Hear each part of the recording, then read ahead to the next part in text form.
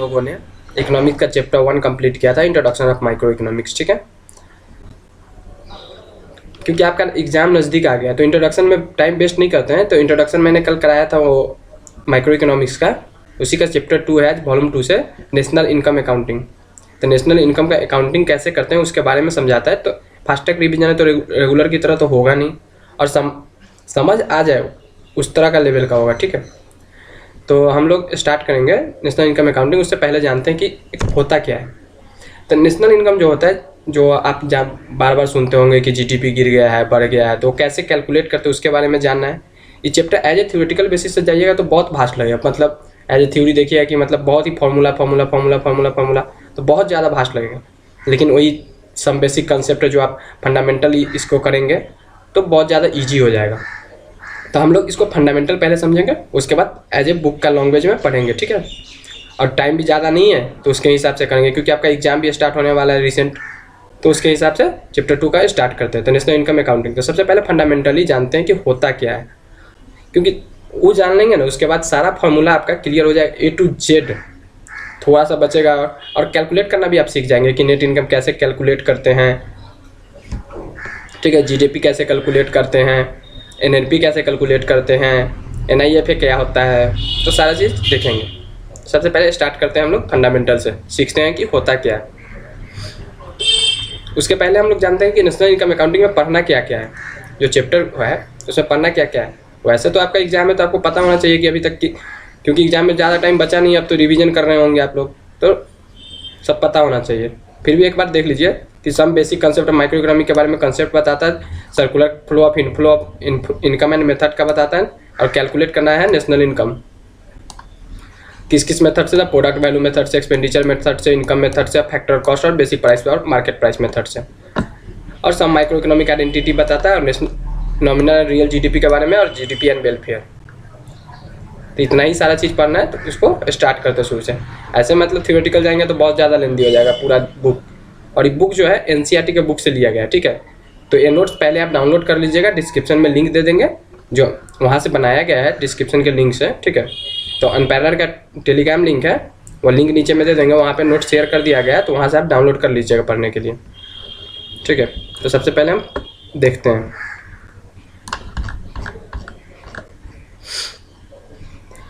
तो इसमें दो कंसेप्ट होता है, एक फैक्टरल कंसेप्ट और एक मार्केट प्राइस। जो किसी भी चीज़, फैक्टरल कंसेप्ट हमको बताता है कि कोई भी चीज़ बनाएंगे तो बनाने के लिए क्या क्या लगेगा। जो इंटरप्रेनर जो होगा, उद्यमिता जो बनाने के लिए फैक्ट्री लगाएगा तो कैसे लगाएगा, क्या क्या उसको ज़रूरत पड़ेगा, और उसको मार्केट में पहुंचाने तक क्या क्या चीज़ों का सामना करना पड़ेगा। वही हम नेशनल इनकम अकाउंटिंग में पढ़ते हैं, और कैसे करते हैं उसके बारे में जानते हैं। तो फैक्टरल कॉस्ट में क्या बोलता है, इंटरप्राइज जो होता है, इंटरप्रेनर जो होता है, इंटरप्राइज का कॉस्ट होता है। ठीक है, फैक्ट्री कॉस्ट, वो कैपिटल, लैंड और लेबर तीनों को पे करता है। जैसे कोई भी प्रोडक्ट बनाना है तो सबसे पहले इंटरप्रेनर जो होगा वो पूंजी लगाएगा। ठीक है, फिर लैंड, जहाँ पे फैक्ट्री लगा होगा वो लैंड का पैसा होगा, रेंट देगा जिसका। फिर लेबर कॉस्ट अपॉइंट करेगा, लेबर को किसी भी चीज़ बनाने के लिए। ह्यूमन रिसोर्स, जैसे कि फर्स्ट चैप्टर में पढ़ा था मैंने कि क्या क्या जरूरी है माइक्रो इकोनॉमिक्स में, तो उसमें फैक्ट्री लगाने के लिए लैंड का ज़रूरी होता है। उसके बाद सबसे पहले तो कैपिटल का ज़रूरी होता है, उसके बाद लैंड कि कहाँ पे फैक्ट्री लगाएंगे। जो पूंजी होता है वो खुद का लगाता है या बोरो करता है। तो कैपिटल हो गया, लैंड हो गया, आपका लेबर हो गया। यहाँ पे सपोज मतलब इंटरप्राइज का कॉस्ट 20 रुपया था, कैपिटल 20 रुपया लगाया, लैंड 20 रुपया और लेबर 20 रुपया, तो टोटल कितने हो गए, 80 रुपीज़ हो गया ना। उसको मार्केट प्राइस में बेचने के लिए, तो ये टोटल फैक्टरल कॉस्ट हो गया। फैक्टरल कॉस्ट का मतलब ही होता है, मतलब जो पूंजी लगाएं शुरू में व्यापार करने के लिए, जो व्यापार करने के लिए ज़रूरी है। ठीक है, उसके बाद मार्केट प्राइस हो गया। तो मार्केट प्राइस में जाने के लिए तो फैक्टरल कॉस्ट से कितना आया, 80 रुपया। उसमें इनडायरेक्ट कॉस्ट जोड़ दिए, जो इनडायरेक्ट टैक्स होता है, मतलब गवर्नमेंट द्वारा इम्पोज किया जाता है। गवर्नमेंट यहाँ पे 10% के हिसाब से टैक्स रेट लगा रही है। ठीक है, तो 10% जैसे ही जोड़े तो 8 रुपये जोड़े तो 88 हो गए प्रोडक्ट का जो मार्केट प्राइस होगा। यहाँ पे तो बनाने का, यहाँ फैक्टरल कॉस्ट में हम देखें कि प्रोडक्ट बनाने में कितना कॉस्ट आया हमारा, लेकिन मार्केट प्राइस में देखते हैं कि प्रोडक्ट कितना में बिकेगा हमारी कंट्री में, उसके हिसाब से देखते हैं। ठीक है, तो फैक्टरल कॉस्ट से यहाँ तो हमारा प्रोडक्शन कॉस्ट आ गया, फैक्टरल कॉस्ट को प्रोडक्शन कॉस्ट बोल सकते हैं, प्लस इनडायरेक्ट टैक्स जोड़ दिए 88। लेकिन अब इनडायरेक्ट टैक्स में देखते हैं कि कोई भी इनडायरेक्ट टैक्स ऐसा है जो इसका क्रेडिट हमको मिल सकता है। अगर क्रेडिट मिलने वाला है, जिसका अभी जो ITC मिलेगा, इनपुट टैक्स क्रेडिट, अगर इनडायरेक्ट टैक्स में कोई मिल रहा है तो उसको हम लेस कर देंगे, ठीक है। टोटल कॉस्ट में से यहाँ पे लेस सब्सिडी की जगह इनडायरेक्ट लिख देंगे कि जो भी क्रेडिट मिलेगा, क्रेडिट ऑफ इनडायरेक्ट टैक्स, तो यहाँ पे लेस कर देंगे, क्योंकि वो तो मेरा कॉस्ट का पार्ट नहीं हुआ ना, वो तो गवर्नमेंट को हम पे किए, लेकिन गवर्नमेंट मेरा वापस कर दिया किसी भी पार्टिकुलर चीज़ पे, तो हमारा कॉस्ट का पार्ट नहीं हुआ। उसमें से सब्सिडियरी, फिर जो टोटल कॉस्ट आया उसमें से सब्सिडियरी लेस कर दिए, ठीक है। तो सब्सिडियरी का, तो सब्सिडियरी मतलब सपोज किसी भी फैक्ट्री लगाने के लिए गवर्नमेंट बोलता है कि ए पार्टिकुलर प्रोडक्ट बनाओ।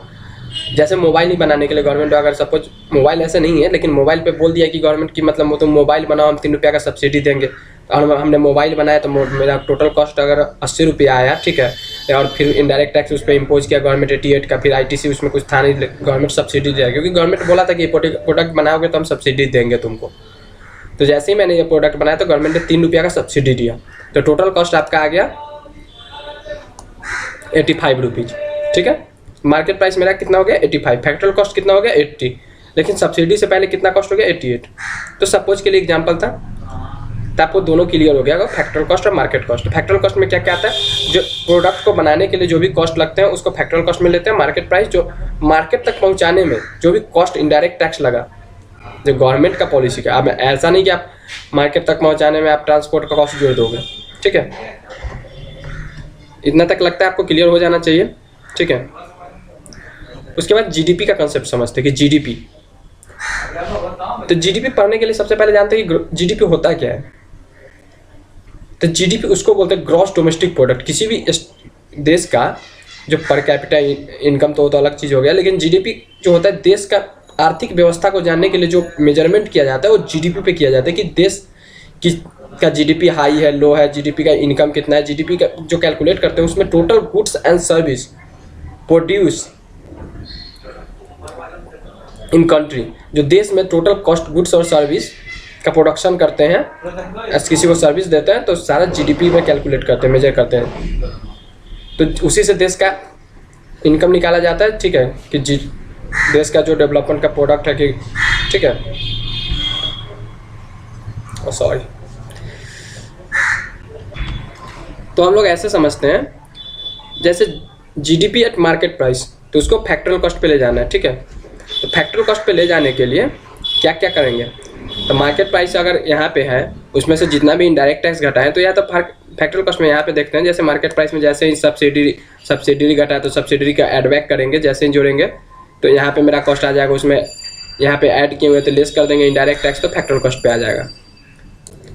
लेकिन सिर्फ इतना ही चीज़ नहीं होते हैं ना, जैसे मैंने किसी भी मशीनरी को खरीदा, ठीक है, ग्रॉस डोमेस्टिक प्रोडक्ट, उसमें जो भी खर्च है, तो हर साल तो मशीन, जैसे कोई भी एसेट्स है उसको तो डिप्रिशिएट करता है ना, तो डिप्रिसिएशन GDP में से जैसे ही घटा है तो नेट डोमेस्टिक प्रोडक्ट आ गया। यहाँ पे लास्ट वाला वर्डिंग चेंज हो जाता है, नेट डोमेस्टिक प्रोडक्ट आ गए, तो जैसे ही डिप्रिसिएशन घटा है GDP में से तो NDP आ गया। तो आपसे कभी कभी पूछ देगा कि GDP निकालो, तो वहाँ पे अगर अपोजिट फॉर्मूला दे दिया है कि NDP माइनस मतलब डिप्रिसिएशन, NDP प्लस डिप्रिसिएशन, तो हमेशा यहाँ से ऐड बैक करेंगे, क्योंकि यहाँ से GDP में से डिप्रिसिएशन लेस किया तब जाके NDP आया था, तो NDP में ऐड बैक करेंगे तो GDP आ जाएगा, ओके। अगर NDP पूछ दिया तो कि नेट डोमेस्टिक प्रोडक्ट बताओ एट मार्केट प्राइस कैसे निकालेंगे, ये जो MP लिखा हुआ है एट हमेशा पता है, GDP एट मार्केट प्राइस, तो उसमें से डिप्रिसिएशन घटा दिए तो नेट डोमेस्टिक प्रोडक्ट आ गया। तो GDP है एट मार्केट प्राइस से हम GDP एट फैक्टरल कॉस्ट पे जाते हैं, मतलब GDP जो है मतलब एट मार्केट प्राइस से NNP eight factoral cost. NNP का मतलब होता है नेट नेशनल प्रोडक्ट, ठीक है, कि नेट राष्ट्र का पूरा इनकम देखने के लिए जो कैलकुलेट करते हैं, यहाँ से पता चलता है कि पूरा राष्ट्र का, ठीक है। जैसे किसी सपोज एक फैमिली है, फैमिली में 5 जन है, 5 लोग, तो आपके पिताजी काम करते हैं, बाकी सब कोई नहीं काम करता है, ठीक है, बाकी सब खाते हैं, चाहे ऐसे ही रहते हैं नॉर्मल, ठीक है। तो आपके पूरा फैमिली का इनकम जो पिताजी का इनकम है वही होगा ना, लेकिन उसमें से अगर कोई और एक काम करता है तो उसका भी इनकम ऐड कर देंगे, तो टोटल फैमिली का इनकम दोनों मिला के हो जाएगा। वैसे ही GDP का है, तो GDP में से एट मार्केट प्राइस से फैक्टरल कॉस्ट पे जाते हैं, NNP नेट नेशनल प्रोडक्ट देखते हैं कि कितना है, ठीक है। तो उसमें से जैसे ही डिप्रिसिएशन लेस किए तो NDP आ गया, नेट डोमेस्टिक प्रोडक्ट। ग्रॉस में से जैसे ही डिप्रिसिएशन किसी भी चीज़ का मतलब 100 रुपया मूल्य है, उसमें से 10 रुपया मेरा कम हो गया, ठीक है, तो नेट पे अभी कितना बचा हुआ है, तो नेट डोमेस्टिक प्रोडक्ट वैसे ही निकालते हैं, तो नेट डोमेस्टिक प्रोडक्ट आ गया एट मार्केट प्राइस, ठीक है। उसके बाद आता है टर्म NIFA, इसका फुल फॉर्म होता है net income from abroad, net income from abroad. तो ये होता क्या है, इसके बारे में जानते हैं। NIFA जो होता है, जैसे सपोज आपके घर के चाचा अंकल दादा ताऊ जो भी मतलब घर के मोहल्ले के बाहर रहते हैं विदेश, जैसे मलेशिया कनाडा हो गया, अमेरिका हो गया, कहीं भी, ठीक है,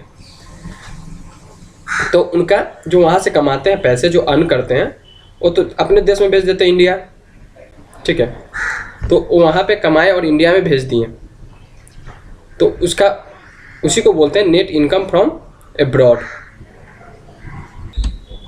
तो उसको बोलते हैं नेट इनकम फ्रॉम एब्रॉड।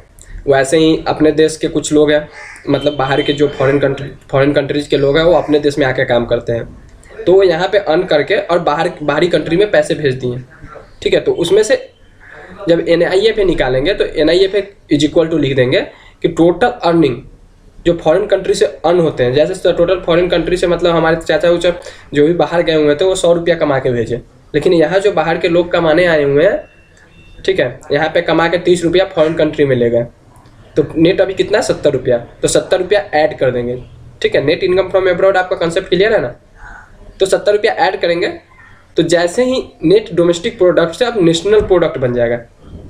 जो नेट डोमेस्टिक प्रोडक्ट था वो तो पहले मतलब पूरा अपने स्टेट का था ना, मतलब अपने पूरा राज्य अति का देश का था। जैसे ही अपने देश से बाहर के भी इनकम जो बाहर से कमा के लाए वो ऐड कर दिए, तो नेट नेशनल प्रोडक्ट आ गया।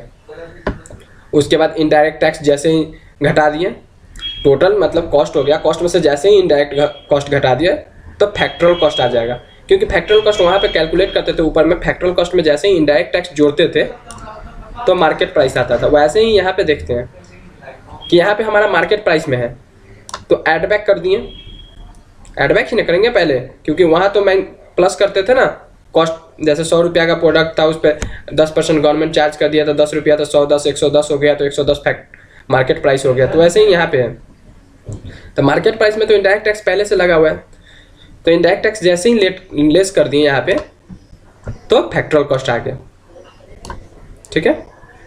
इतना तक कंसेप्ट आपका क्लियर है।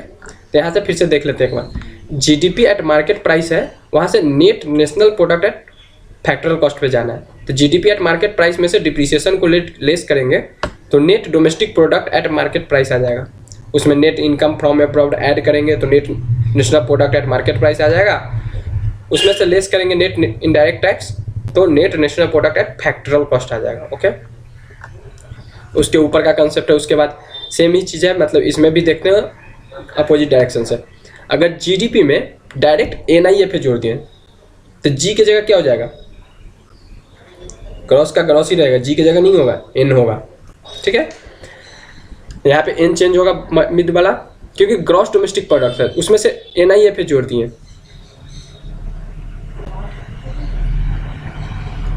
तो gross national product at market price, sorry 1 second, हाँ, तो gross national product at market price हो जाएंगे। ओके, क्योंकि वहाँ से जोड़ दिए तो नेट तो अभी होंगे नहीं ना, क्योंकि डिप्रिसिएशन तो घटा है नहीं, तो ग्रॉस नेशनल प्रोडक्ट हो गया टोटल नेशन का इनकम।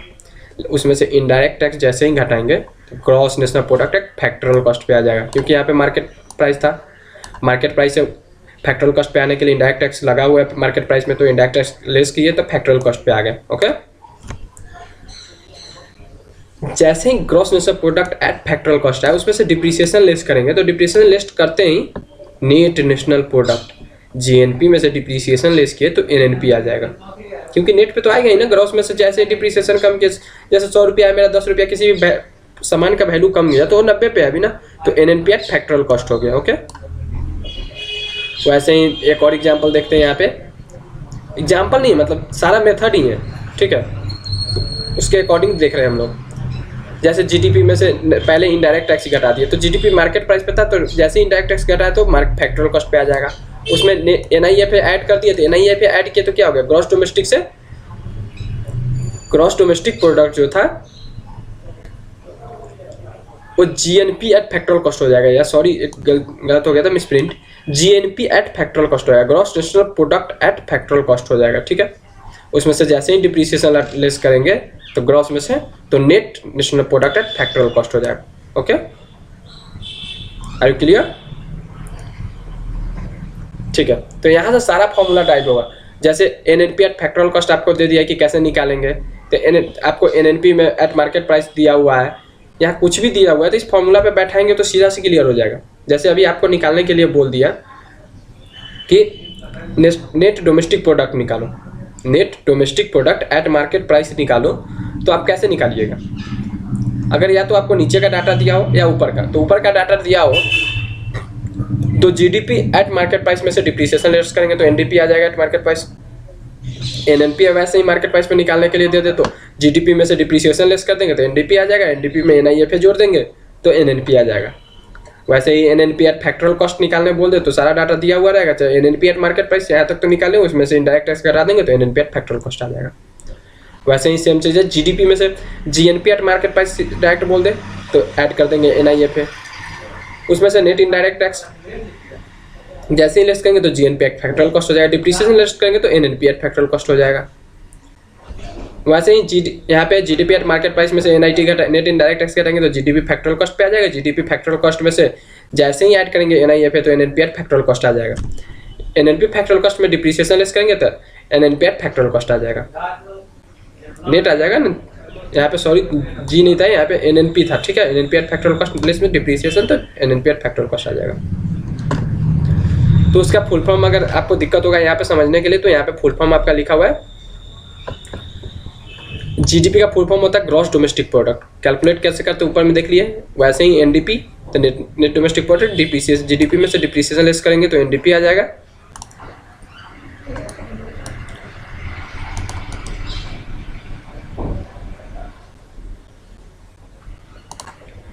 उसके बाद एनएनपी तो नेट नेशनल प्रोडक्ट, फिर जीएनपी तो ग्रॉस नेशनल प्रोडक्ट, फिर एनआईटी तो नेट इनडायरेक्ट टैक्स, फिर एनआईएफए तो नेट इनकम फ्रॉम अब्रॉड।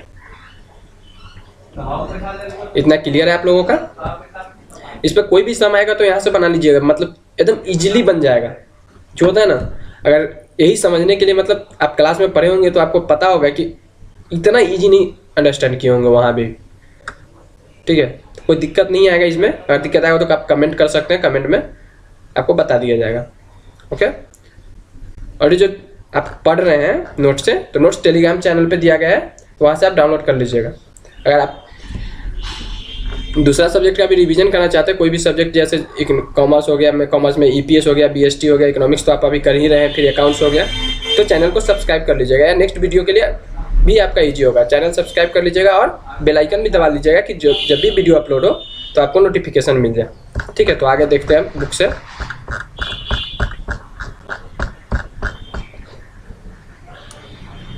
यहाँ पे तो रेगुलर के तरह टाइम दे नहीं पाएगा ना कोई भी, क्योंकि यहाँ तो फास्ट ट्रैक बैच है और आपके पास भी टाइम नहीं है अभी पढ़ने के लिए, क्योंकि आपका एग्जाम जल्दी है। तो ऊपर से देख लिए, वहाँ से समझने के लिए अंडरस्टैंडिंग था, बुक से थोड़ा सा अंडरस्टैंडिंग पढ़ लेते हैं थियोरेटिकल वाइज, ठीक है। तो जितना जल्दी हो जाएगा, क्योंकि ज़्यादा देर का वीडियो रहेगा तो आप भी बोर हो जाओगे, इसलिए थोड़ा सा मतलब एंटरटेनमेंट टाइप का, ओके। तो basic concept of micro economics से स्टार्ट करते हैं। तो एडम स्मिथ को फादर ऑफ इकोनॉमिक्स बोला जाता है, वो तो आपने देखा था कल भी लास्ट क्लास में, मतलब जो क्लास हुआ था जो इंट्रोडक्शन ऑफ माइक्रो इकोनॉमिक्स, उसमें भी बोला जाता था। और ऐसे भी आपका कभी भी क्वेश्चन आया एमसीक्यू में, बहुत सारा क्वेश्चन आता है कि फादर ऑफ इकोनॉमिक्स किसको बोलते हैं, तो एडम स्मिथ मारिएगा। एडम स्मिथ ने वो बुक दिया था, उसका नाम था an inquiry into the nature and cause of wealth of nation. कब दिया था? 1776 ईस्वी में। आपको लास्ट वाला एग्जाम जो क्लास कराया गया था उसमें बताया गया था, ठीक है। और वहाँ से आप हमेशा याद रखिएगा, क्योंकि ये क्वेश्चन मतलब बहुत ही बार पूछता है।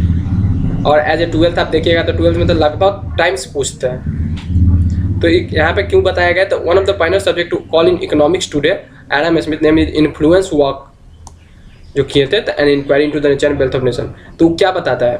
तो what generates the economic wealth of a nation, कि जो वेल्थ, जो राष्ट्र का जो एक अर्थव्यवस्था होता है उसको कैसे बढ़ाया जाए, उसकी वेल्थ को कैसे बढ़ाया जाए, उसके बारे में बताता है। व्हाट मेक्स कंट्रीज रिच या पुअर, जो देश होता है उसको अमीरी या गरीबी से कैसे बाहर निकाला जाए, ठीक है। और कैसे गरीबी और देश बनते हैं उसके बारे में ही अर्थशास्त्र बताता है पूरा। There are some central question of economics यहाँ पे, it is not the countries which are endowed and bounded by the natural wealth. इसका मतलब यहाँ पे बोलता है कि कोई भी अगर पहले जो था कि मतलब प्राकृतिक संसाधन आपके पास बहुत ज़्यादा है तो बहुत ज़्यादा आप अमीर है, चाहे बहुत ज़्यादा मतलब आपके पास कोई भी नेचुरल रिसोर्सेज नहीं है तो आप गरीब हैं, वैसे मतलब पहले के उस डिकेड तक था। उसके बाद ऐसा नहीं है।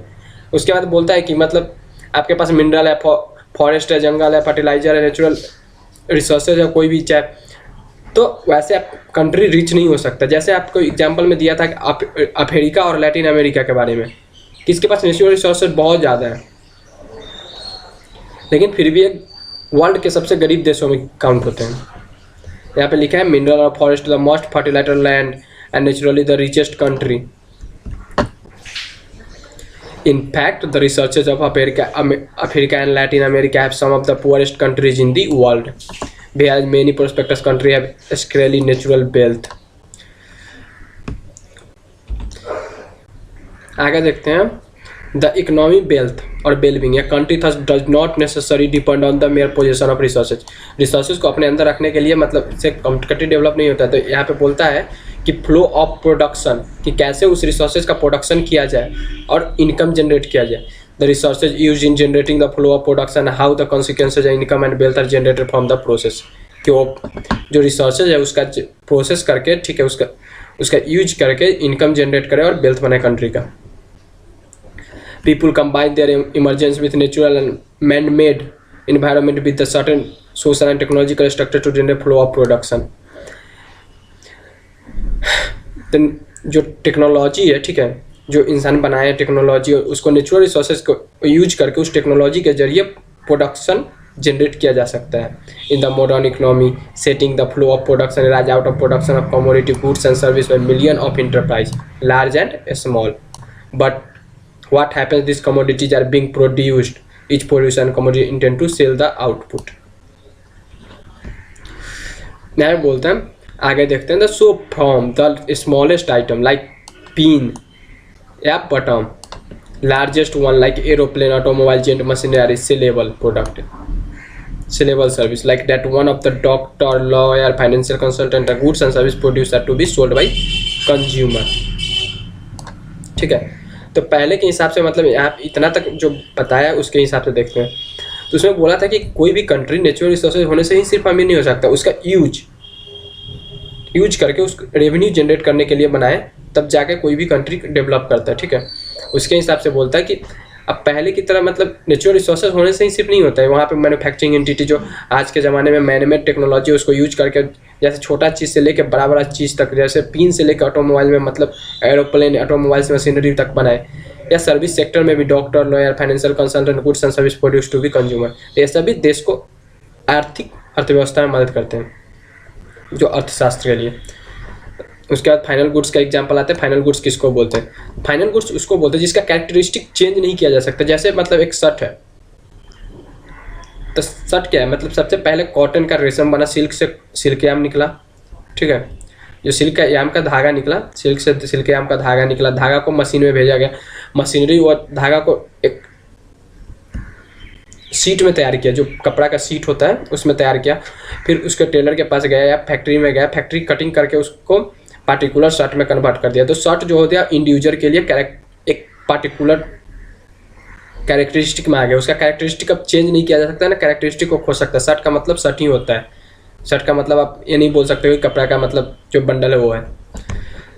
When it is use their further production, या वैसे ही मतलब एक और एग्जांपल कैपिटल गुड्स भी बनाया जाता है, जैसे मशीनरी, कोई भी रॉ मटेरियल यूज करके मशीनरी बनाती है, मशीनरी को फर्दर प्रोसेस करने के लिए लगाती है। तो मशीनरी अपनी आइडेंटिटी कभी नहीं खोती है, बस वो wear normal wear and tear हमेशा होते रहता है। जो वो तो मशीनरी तो कैपिटल गुड्स में, क्योंकि प्रोडक्शन में ला दिए फिर से उसको, जो फिर वो फाइनल प्रोडक्ट जनरेट करके दे रहा है कोई भी चीज़, ठीक है। तो मशीनरी में ईयर पर ईयर उसका वैल्यू कम होते हैं, मतलब जो डिप्रिशिएट करते हैं, क्योंकि मशीन चलेगा तो उसमें तो वैल्यू ऑटोमेटिक कम ही होंगे ना, तो ऐसे। लेकिन वो अपना कैरेक्टरिस्टिक नहीं खो देगा कि मशीन को दूसरा चीज़ नहीं बोलेंगे। तो यहाँ पे लिखता है it is use for the production, it often lose the characteristic, process करके कैरेक्टरिस्टिक लूज कर दिया, as their specific good and transform through a productive process into another good. Thus the farmer producing cotton sell in spinning mill, यहाँ पे जो shirt वाला example है वही देखिए, the farmer producing cotton sell and spinning mill where the raw cotton undergo transformation into yarn, the yarn is turn and sold the textile mill where through the productive process the transformation into cloth, the cloth in the turn transformed through the another productive process in article clothing which is the ready to sold finally the consumer for final use।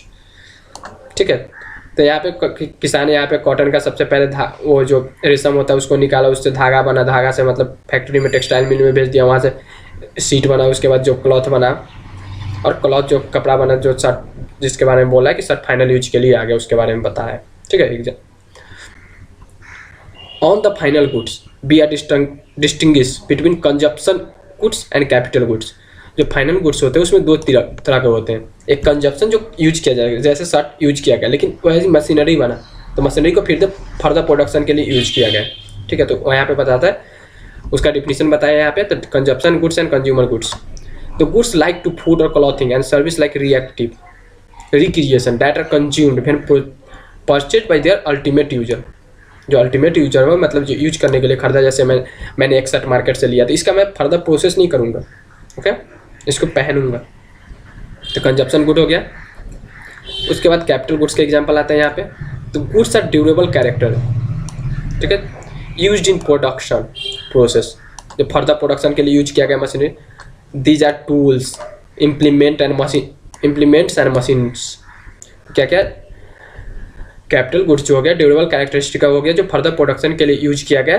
ठीक है, जो machinery example में आ गया, will the production of other commodity feasible, जो कोई दूसरा चीज प्रोड्यूस कर रहा है, don't get transformed in the production process, they are also a final goods but it not final goods are ultimately consumed, they are crucial backbone of production process. जो machinery हो गया, कैपिटल गुड्स खरीदे हैं, किसी भी business में capital goods लगाया है, मतलब जैसे मशीनरी लगाया है, तो बैकबोन हो गया ना प्रोडक्शन प्रोसेस के लिए।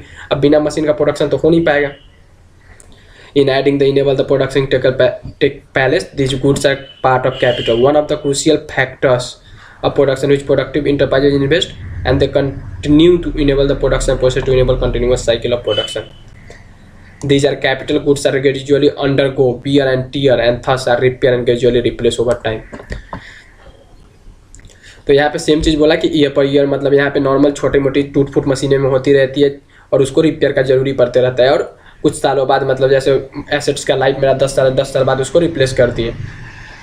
तो रिप्लेसमेंट करने के से पहले जो मतलब एक पार्टिकुलर एक्सपेंस होता है, मतलब जो जब मेरा मशीन लगाए थे, तो अगर 10 लाख का मशीन है तो 10 लाख का मशीन अगर 10 साल चलेगा तो हम पहले से ही पैसा का उसका उपाय करेंगे, ताकि अंत में जाके हमको एक ही बार में सारा पैसा नहीं देना पड़े। तो डिप्रिसिएशन के नाम से कुछ कुछ हटाते रहते हैं जो प्रॉफिट में कम करते रहता है मेरा। On the total production taking place in the economy, large number of products doesn't in the final consumption, ये सारा सेम चीज़ है ऊपर जो लिखा हुआ था उसके बारे में। ठीक है, यहाँ पे दिखा दिया कि इन्वेस्टमेंट में से, ग्रॉस इन्वेस्टमेंट में से डिप्रिसिएशन लिस्ट जैसे ही करेंगे तो वहाँ भी जीडीपी वाला में सेम ही चीज़ बोले थे कि जीडीपी जो मतलब था मार्केट प्राइस वो ग्रॉस पे था, ग्रॉस में से जैसे ही डिप्रिसिएशन करते हैं तो नेट आता है वैसे ही, लेकिन यहाँ पे जीडीपी का नहीं है, यहाँ इन्वेस्टमेंट का बात है। तो नेट इन्वेस्टमेंट कैसे निकालेंगे, तो ग्रॉस इन्वेस्टमेंट जो भी होगा उसमें से डिप्रिसिएशन लेस करेंगे तो नेट आ जाएगा। जैसे 100 रुपया मैंने इन्वेस्ट किया लेकिन 10 रुपया मेरा खर्चा हो गया, तो अभी नेट इनकम कितना देखेंगे ना, चाहे नेट हमारे पास पैसा कितना बचा, तो 90। तो यहाँ वही चीज़ है। तो यहाँ पे ये लिखा है पैराग्राफ, तो पैराग्राफ एक बार रीड कर लेते हैं। Part of capital goods produce and goes the replacement at existing capital goods are not in addition to a stock of capital goods already existing, its value need to subtract it from the gross investment. Adding the measuring the net investment, the dilatation of made the value of gross investment in order to accommodate regular wear and tear capital is called appreciation. Appreciation मतलब उसके बाद circular flow of income and expenditure, income and methods, income expenditure method था ना उसके बारे में बोल रहा है। तो circular flow of income and expenditure method of calculating national income.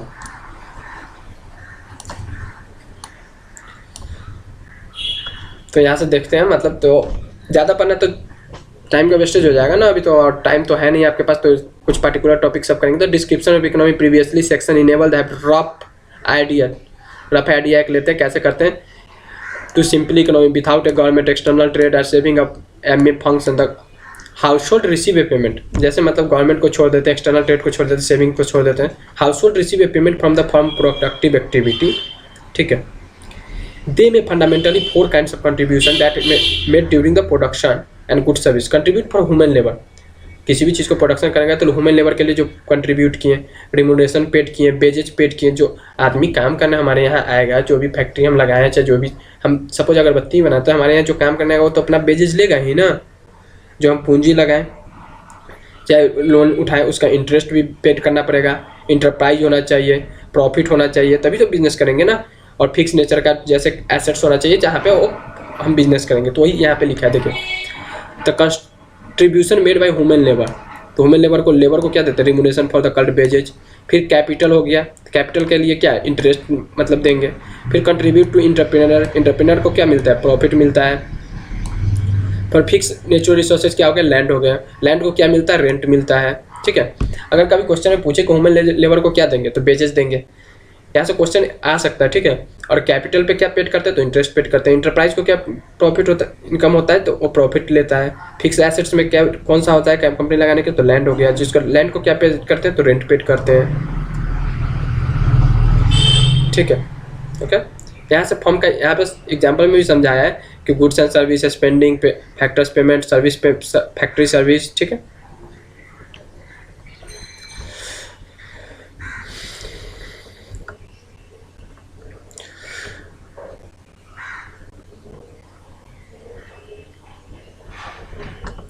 तो यहाँ पे पहला इकोनॉमी मेथड में देखते हैं, जो मेथड होता है, तो product and value added method लिखेंगे। 3 मेथड था ना वहाँ पे, factor and value added method था, उसके बाद था एक्सपेंडिचर मेथड था, उसके बाद इनकम मेथड था। ओके, तो यहाँ से देखते हैं सबसे पहले value added method. Value added में क्या होता है, किसी भी चीज़ का मतलब 100 रुपया कॉस्ट है, ठीक है, लेकिन मैंने मतलब किसान था, किसान ने 100 रुपया में का कोई चीज़ उपज किया, प्रोड्यूस किया, 100 रुपया में वो बेच दिया किसी भी फैक्ट्री में। फैक्ट्री क्या किया, 50 रुपया और ऐड ऑन किया और उसको बना के कितना कर दिया, तो 150 कर दिया, और कंपनी बेच दिया फाइनल प्रोडक्ट 300 में, तो प्रॉफिट कितना हो गया, तो 150 का कॉस्ट पड़ा और 150 का प्रॉफिट हुआ था, 300 में बेचा था, ठीक है। तो यहाँ से एक एग्जाम्पल से समझेंगे, यहाँ पे वही सेम चीज़ लिखता था, product method we calculate the aggregate annual value of goods and service produce if a year is the unit of time. How to go about doing this? Do we add up the value of goods and service produced by the firm in the economy? Yes. तो यहाँ पे बोलता है how to about the doing this, कैसे करेंगे। Do we add up the goods and produced by the economy के लिए example से समझते हैं। 2 kinds of produce था, इसका नीचे में एक चार्ट दिया गया है। जैसे फार्मर है, फार्मर टोटल प्रोडक्शन करता है 100 यूनिट्स का, कितना 100 का जो प्रोडक्शन किया उसका कॉस्ट था 100, और कुछ यूज नहीं किया नहीं, तो वैल्यू एडेड किया कितना 100 रुपया। 100 रुपया दे दिया बेकरी फार्म, जो ये व्हीट का मतलब गेहूं का उत्पादन करता है, जो एग्जाम्पल में ऊपर में लिखा हुआ है, तो सेम चीज़ ये नीचे में है। तो 100 रुपया का ये बेकर खरीद लिया 200, ठीक है। वैल्यू एडेड टोटल किया तो टोटल बेकर का कितना हो गया 200। अब गुड्स जो बेकर यूज किया वो 50 का किया, तो टोटल कॉस्ट इसका कितना हो गया 250 होना चाहिए था, लेकिन यहाँ पे जो 200 यूज किया है, तो इंटरमीडिएट गुड्स यूज किया है 50 जो पहले से बना हुआ था, ठीक है, इसलिए घटा दिया। तो बेकर का भी कॉस्ट कितना हो गया 150। यहाँ पे एक बार एग्जांपल देखते हैं। Let us suppose the only 2 kinds of economy, they are wheat produce the by farmer, the break and bread maker. 2 है, एक फार्मर है और एक बेकर है। The wheat produce good, they do not need to input of the human labor. They sell the part of wheat to baker. The baker do not need to any raw material, other raw material besides the produce bread. Bakers को कोई अलग से material नहीं चाहिए, जो farmer बेच दिया उसको। Let us suppose that the total value of the wheat of the farmer produce is 100. जो फार्मर प्रोड्यूस किया उसका वैल्यू 100 रुपया था, लेकिन out of this they sold 50 worth of wheat to baker, लेकिन वो 50 रुपया में बेच दिया बेकर्स को। The baker has used the wheat completely during the year, produced 200 worth bread. जो बेकर बना के किया वो 200 का ब्रेड बना दिया। The value of total produce in the economy, economy में जितना प्रोड्यूस किया उसका कितना वैल्यू होगा। If the follow simple aggregation value the production of sector B would as 200। जैसे value of production of baker 200 का वर्थ में बनाया, जो वर्थ है ब्रेड का वो 200 हुआ। कैसे, the 100 production by farmer the result will be 300। इसको बनाने में टोटल कॉस्ट 200 रुपया लगा बेकर्स को और 100 रुपया फार्मर का कॉस्ट था जिसको 50 रुपया में बेचा था, ठीक है। तो इसका टोटल कॉस्ट कितना हो गया, 300 हो गया। Relative reflection will that the aggregate production of is not 300। जो प्रोड्यूस किया वो 300 का तो प्रोडक्शन नहीं था ना। The farmer had produce 100 worth wheat, they did not assist to any input, therefore the 100 is rightful the contribution of farmer, but the same is not true by bakers. The baker had not buy 50 worth wheat the produce to bread. The baker had to buy 50 worth wheat to produce the bread. 200 worth of bread have produced the entirely own contribution. The calculate the net contribution to the bakers. We need to subtract by the following about the farmers been commit the mistakes or double counting कर दिया था जिसके कारण mistake हो गया था। because 50 worth of wheat will be continued twice. तो नीचे में बोलता है therefore net contribution made by baker 200 रुपया का बनाया था टोटल, उसमें से 50 रुपया तो फार्मर का था ना, कंट्रीब्यूशन कितना था बेकर्स का, तो 150 था ना, वो तो टोटल कॉस्ट उसका था उतना, जिसमें फार्मर का 50 था और 200 बेकर्स का था, तो टोटल कॉस्ट उसका नेट कितना 150 था। Aggregate value goods produce simply तो 100 प्लस 150, 100 रुपया उसका कॉस्ट था, क्या बोलता है फार्मर का तो 100 रुपया था ना, ये 50 रुपया में कंट्रीब्यूट किया था, और 150 बेकर्स का लगा नेट कंट्रीब्यूशन। यहाँ पे जैसे कैलकुलेट किए तो यहाँ 250 हो गया टोटल। ओके, वही चीज़ सेम चीज़ समझाया था यहाँ पे। The value added of the firm distribute among the 4 factors production, namely the value added firm distribute करता है 4 फैक्टर्स में, तो उसमें क्या क्या चाहिए, लेबर चाहिए, कैपिटल चाहिए, इंटरप्राइज, इंटरप्रेन्योरशिप और लैंड। जैसे हमने नीचे एग्जांपल में पढ़ा था, सबसे पहले फैक्टर कॉस्ट निकालना ही कैलकुलेट सीखा था, तो फैक्टर कॉस्ट निकाले थे यहाँ पे देखिए। तो यहाँ पे हमने दिखाया था इंटरप्राइज का कॉस्ट, इंटरप्रेन्योर वाला, कैपिटल, लैंड और लेबर, ठीक है। तो वही सेम चीज़ यहाँ पे लिखा हुआ है।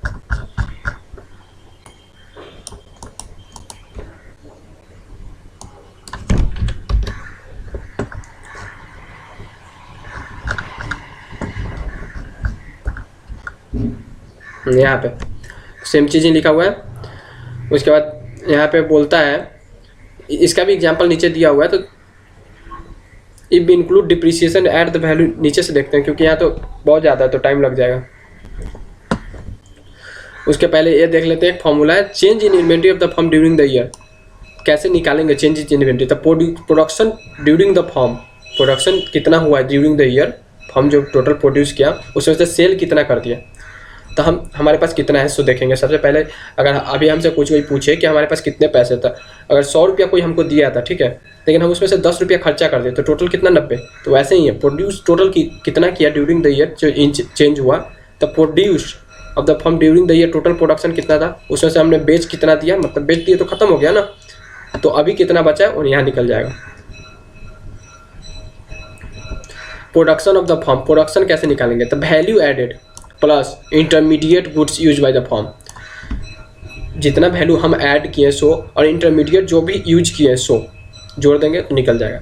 वैसे change of inventory of the firm, तो वह कैसे निकालेंगे, तो value added plus intermediate good. जैसे वैल्यू ऐड किया 100 रुपया का, मेरे पास पीछे से आया 50 रुपया तो 150 हो गया, उसमें से बेच दिए 100 रुपया का तो फिर 50 रुपया का बच गया।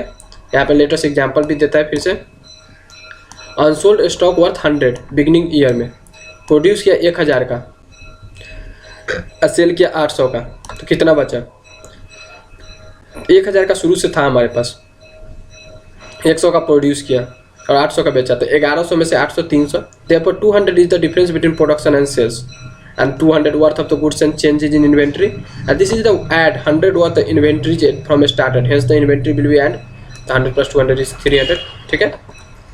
Notice the change in inventory place of the period, therefore the flow variable। तो यहाँ तक तो आपको क्लियर हो गया। तो चेंज इन इन्वेंट्री कैसे निकाले सो देख लिए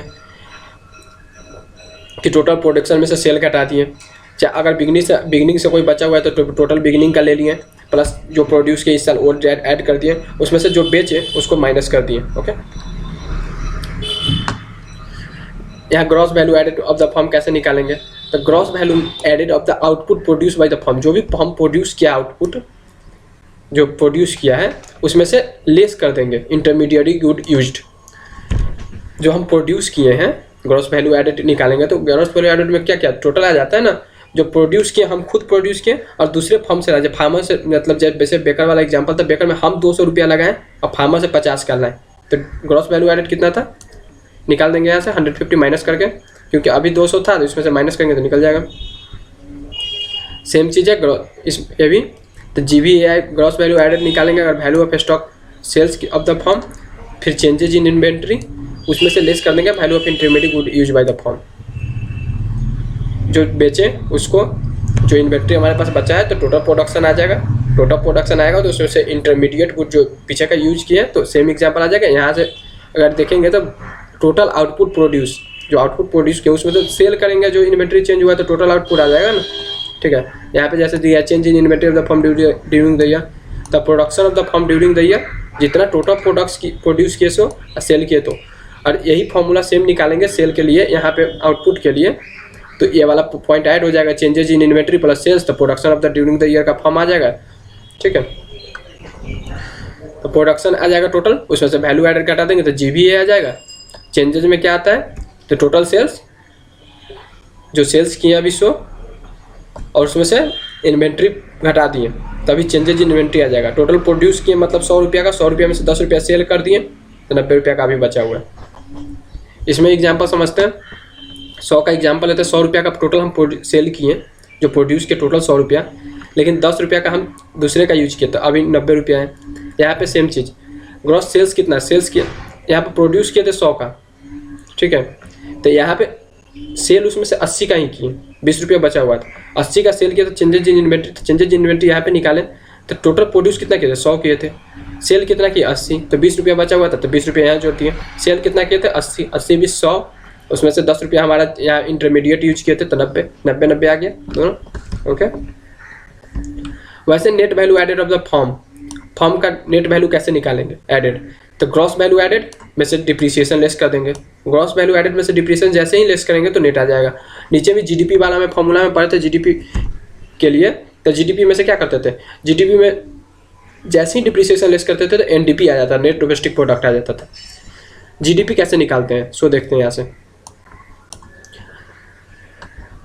the total gross value added of the firm of economy, जो फर्म मतलब इकोनॉमी का टोटल वैल्यू एडेड था सबको एक साथ जोड़ देंगे। जैसे GVA 1 2 3 n नंबर्स होते हैं ना, बहुत सारे होते हैं, तो सारे को एक साथ जोड़ देंगे। जैसे प्रोडक्ट मैन्युफैक्चर किए, पेन किए, मोबाइल किए, ऑटोमोबाइल किए, लैपटॉप किए, एयरक्राफ्ट किए, जो भी या सर्विस दिए, सारा चीज़ जोड़ देंगे तो ग्रॉस वैल्यू एडेड निकल जाएगा। एक एक चीज़ का GVA जोड़ते गए, GVA जोड़ते जोड़ते जोड़ते n नंबर्स तक तो GDP निकल गए। ठीक, फिर एक्सपेंडिचर मेथड उसके बाद आता है। एक्सपेंडिचर मेथड में रेवेन्यू कैसे कैलकुलेट करते हैं, तो total final consumption of investment government and exports of the expenditure received by the firm. तो रेवेन्यू निकालने के लिए जो फॉर्मूला यूज किया गया C + T I + G + X, तो C का मतलब होता है कंजप्शन गुड, जो भी कंजप्शन करते हैं, सो I का मतलब इन्वेस्टमेंट और G का मतलब होता है गवर्नमेंट, X का मतलब होता है एक्सपोर्ट। ठीक है, expenditure received by the firm, तो यहाँ से टोटल रेवेन्यू निकाल लेंगे। ओके,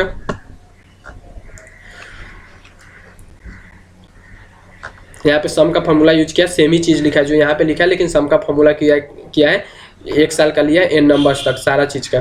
तो यहाँ पे C का कंजप्शन गुड कितना था, इन्वेस्टमेंट कितना था, गवर्नमेंट का कितना था और एक्सपोर्ट का कितना था। वैसे ही इनकम मेथड आ गया, तो आपने अभी वैल्यू एडेड मेथड देखा, फिर एक्सपेंडिचर मेथड देखा, उसके बाद था income method. Bear mentioned the beginning the sum of the final expenditure of economy must be equal to the income received of the factories of the production taken together. The spending of final goods, it does not include spending on intermediary goods. उसके बारे में समझाता है, तो इस पर ज़्यादा time नहीं लगाएंगे क्योंकि समय है नहीं। ऐसे ही वीडियो 44 मिनट का हो गया अभी तक, तो ज़्यादा बड़ा हो जाएंगे और लेंदी भी हो जाएंगे फिर।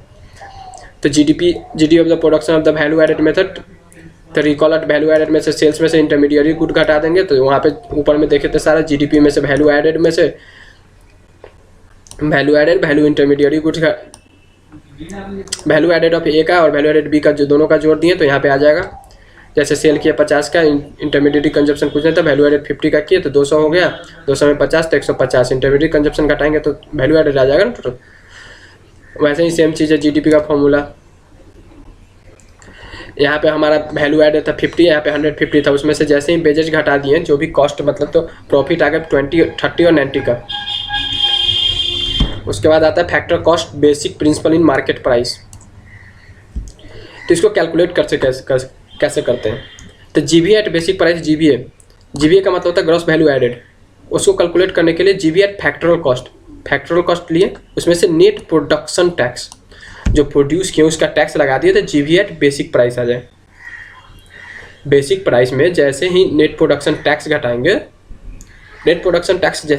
तो फैक्टरल कॉस्ट पे आ जाएगा। फैक्टरल कॉस्ट में जैसे ही प्रोडक्शन जोड़ेंगे, सेम ही चीज़ है। देखिए जैसे वहाँ फैक्टरल कॉस्ट में इनडायरेक्ट टैक्स को जैसे ही जोड़ते थे तो बेसिक प्राइस आते थे ना, मार्केट प्राइस। जैसे लास्ट एग्जांपल में मैंने सबसे पहले जो स्टार्ट किया था, फैक्टरल कॉस्ट में जैसे ही इनडायरेक्ट टैक्स को जोड़ते थे तो बेसिक प्राइस आते थे, वैसे ही सेम चीज़ है, मार्केट प्राइस आते थे। तो यहाँ पे बेसिक प्राइस निकालने के लिए फैक्टरल कॉस्ट में जैसे ही नेट प्रोडक्शन टैक्स जोड़े तो जीबीए एट बेसिक प्राइस आ गया। दूसरा में जीबीए एट बेसिक प्राइस में नेट प्रोडक्शन टैक्स जोड़े तो जीबीए एट मार्केट प्राइस।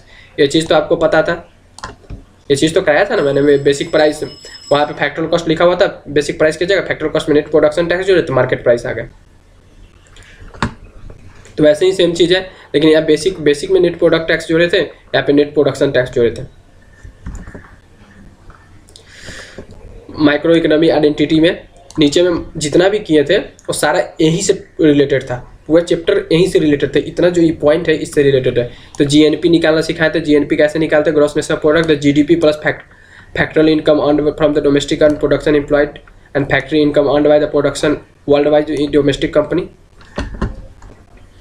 तो ये जो एग्जाम्पल आपको यहाँ पे जो फॉर्मूला लिखा हुआ है, ये वाला फॉर्मूला, इस फॉर्मूले को यहाँ से एक सिंपल शॉर्टकट से देखते हैं। जीएनपी ग्रॉस नेशनल प्रोडक्ट में क्या करते थे हम लोग, जीडीपी हमारे पास था, जीडीपी में से लेस जैसे ही डिप्रिसिएशन करते एनडीपी रहता था, एनडीपी में एनआईएफए जोड़ते थे, एनआईएफए जैसे ही जोड़ते थे तो एनएनपी आ जाता था ना, एनएनपी नेट नेशनल प्रोडक्ट। तो यहाँ पे हमारे पास जीडीपी है, जीडीपी में net factoral income from abroad, net factoral income कैसे निकालते हैं वो यहाँ पे दिया गया है, ठीक है, जो हमने बताया था। नेट फैक्टर इनकम जैसे ही जोड़े जीडीपी में तो जीएनपी आ गया। नेट फैक्टर इनकम एब्रॉड कैसे निकालते हैं, factory income earn from earned by the domestic factor वो production of employed in rest of the world, जो बाहर जाके कमाते हैं उसमें से जो यहाँ के लोग, जो बाहरी लोग हैं मतलब यहाँ पे आके कमा रहे हैं, उसको लेस कर देंगे तो एनआईएफए आ जाएगा। एनआईएफए जीडीपी में जोड़ देंगे तो जीएनपी आ जाएगा। वैसे ही एनएनपी नेट नेशनल प्रोडक्ट कैसे आएगा, तो जीएनपी में से जैसे ही डिप्रिसिएशन लेस करेंगे तो एनएनपी आ जाएगा। कहीं भी ग्रॉस में से डिप्रिसिएशन जैसे ही लेस करेंगे तो नेट आ जाएगा, तो नेट नेशनल प्रोडक्ट आ गया। ये सारा आपको मतलब पहले से कराया हुआ है। इनडायरेक्ट टैक्स का कंसेप्ट यहाँ पे है, तो इनडायरेक्ट टैक्स सेम चीज़ है, प्राइस में जैसे ही इंक्लूड करते हैं तो एनएनपी में, जैसे ही फैक्टरल कॉस्ट में इंक्लूड करते हैं एनएनपी का तो मार्केट प्राइस पे आ जाता है। जैसे एनएनपी एट फैक्टरल कॉस्ट है हमारे पास, एनएनपी फैक्टरल कॉस्ट पे है, हमको जाना है मार्केट कॉस्ट पे। एनएनपी फैक्टरल कॉस्ट कैसे निकालेंगे, एनएनपी एट फैक्टरल कॉस्ट, तो नेट इनकम हमारे पास है, ठीक है। फैक्टरल कॉस्ट को नेट इनकम भी बोलते हैं। NNP eight market price, NNP market price पे सबसे नीचे मतलब सबसे ऊपर आ जाइए, एनएनपी मार्केट प्राइस। उसमें से जैसे ही इनडायरेक्ट टैक्स और सब्सिडियरी घटाएंगे, जो मैंने मार्केट प्राइस और सब्सिडियरी वाला इनडायरेक्ट टैक्स नेट घटाएंगे तो हमारा आ जाएगा NNP eight factor cost. NNP eight market price में से नेट इनडायरेक्ट टैक्स घटाने के कारण ही आ जाता है एनएनपी एट फैक्टर कॉस्ट। ये सारा आपका नीचे एग्जांपल से कराया गया था। पर्सनल इनकम कैसे निकालते हैं, तो नेट इनकम में से undistributed profit less interest, net interest payment by the house hold, corporate tax transfer house hold government by the form, ऐसे कैलकुलेट करते हैं। पर्सनल इनकम कैलकुलेट करने के लिए पर्सनल डिस्पोजेबल इनकम जितना हम डिस्पोज करते हैं गवर्नमेंट को, तो वह है पर्सनल इनकम में से less tax payment, personal tax payment, non tax payment, personal disposable income as the aggregate of income which the house hold.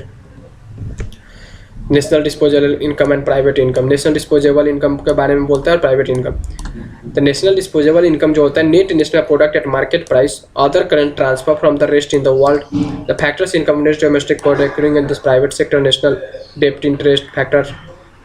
ये ज़्यादा इंपॉर्टेंट नहीं, ऊपर का सारा इंपॉर्टेंट था। यहाँ पे सारा फॉर्मूला लिख दिया है कि कैसे कैसे निकालते हैं। जीडीपी कैसे कैलकुलेट करते हैं, तो सी से कंज्यूमेबल, जो कंज्यूमेबल गुड्स होते हैं सारा जोड़ देंगे, इन्वेस्टमेंट जोड़ देंगे, जिसे गवर्नमेंट का जो भी हो चुका एक्सपोर्ट की जोड़ देंगे। एम का मतलब होता है इम्पोर्ट, शायद इम्पोर्ट को लेस कर देंगे तो जीडीपी आ जाएगा एट मार्केट प्राइस। फिर जीडीपी फैक्टरल कॉस्ट पे है तो GDP market price, GDP at market price में से नेट इनडायरेक्ट टैक्स जैसे ही घटाएंगे तो नेट इनडायरेक्ट टैक्स जैसे ही घटाएंगे तो जीडीपी एट फैक्टरल कॉस्ट आ जाएगा। फिर एनडीपी एट मार्केट प्राइस है तो एनडीपी मार्केट प्राइस में से जीडीपी मार्केट प्राइस में से डिप्रिसिएशन घटाएंगे तो एनडीपी आ जाएगा। फिर एनडीपी फैक्टरल कॉस्ट है तो वो कैसे निकालेंगे, तो एनडीपी एट मार्केट प्राइस में से नेट प्रोड्यूस टैक्स और नेट प्रोडक्शन टैक्स दोनों घटाएंगे तो एनडीपी फाइनेंस कॉस्ट आ जाएगा, फैक्टरल कॉस्ट आ जाएगा। जेएनपी मार्केट प्राइस में से GDP plus market price plus NFI net foreign income from abroad जोड़ देंगे तो यहाँ पे आ जाएगा। वैसे ही सारा कराया गया है आपका नीचे। एनएनपी एट मार्केट प्राइस है तो उसको कैसे निकालते हैं, NDP market price plus NFI जोड़ देंगे तो एनएनपी आ जाएगा। 11 तक वहाँ पे कराया गया, नीचे में सारा किया हुआ है। जीबी एट फैक्टर का तो बेसिक में से नेट प्रोडक्शन टैक्स घटाते हैं, जीबीए बेसिक प्राइस में से जीबीए मार्केट प्राइस में से नेट प्रोडक्ट टैक्स घटाते हैं। GBA market price is equal two GB eight market price. Nominal and real GDP, GDP depression GDP by GDP कर देते हैं, जीडीपी इंटू 100%। जीडीपी अगर पर कैपिटा इनकम निकालना हो तो कैसे, तो टोटल जीडीपी गवर्नमेंट लेते हैं, total GDP divided by number of population, मतलब टोटल कंट्री का पॉपुलेशन लेते हैं तो पर कैपिटा इनकम निकल जाता है देश का। जीडीपी एट वेलफेयर, इसमें डिस्ट्रीब्यूशन ऑफ जीडीपी था, नॉन मॉनेटरी एक्सचेंज था और एक्सटर्निटी था। तो वीडियो ख़त्म करते हैं, ठीक है, क्योंकि बहुत ज़्यादा हो गया है, मतलब लेंदी नीचे में थोड़ा सा। तो मोटा मोटा बात है कि मतलब जितना भी कराएं वो सारा समझ में आ गया होगा, ठीक है। तो वीडियो देखने के लिए अंत तक धन्यवाद। तो लाइक कर लीजिएगा और सब्सक्राइब भी कर दीजिएगा, ठीक है, चैनल को, क्योंकि आगे मतलब रोज़ आपको वीडियो मिल जाएगा। आपका रिवीजन लेक्चर, मतलब अभी एग्जाम तक सारा सब्जेक्ट का जो भी कॉमर्स में है, अभी साइंस का भी स्टार्ट करने का बात चल रहा है, ठीक है। तो साइंस का स्टार्ट जैसे ही होगा तो बता ही देंगे। और वीडियो अच्छा लगे तो कमेंट कर लीजिएगा, ठीक है। तो वीडियो बंद करते हैं यहीं पे, ओके।